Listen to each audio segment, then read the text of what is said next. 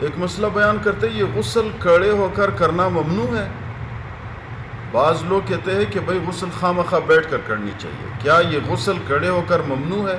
غسل صحیح نہیں ہوتا اگر کسی نے کھڑے ہو کر غسل کر دیا تو کیا حکم ہے اس کا؟ کتاب کیا کہتا ہے؟ اسلام کیا کہتا ہے؟ غسل کیسا کرنا چاہیے؟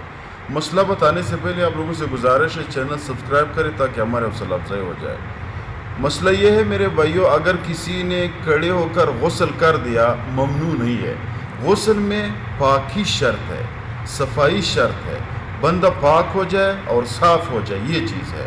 ہاں ادب کے خلاف ہے، کھڑے ہو کر غسل کرنا ادب کے خلاف ہے۔ کیوں؟ اس لیے غسل کو بیٹھ کر کرنی چاہیے۔ بیٹھ اس لیے کرنی چاہیے کہ بیٹھنے میں پردہ زیادہ ہوتا ہے۔ جب بیٹھنے میں پردہ زیادہ ہوتا ہے تو بیٹھ کر غسل کرنی چاہیے۔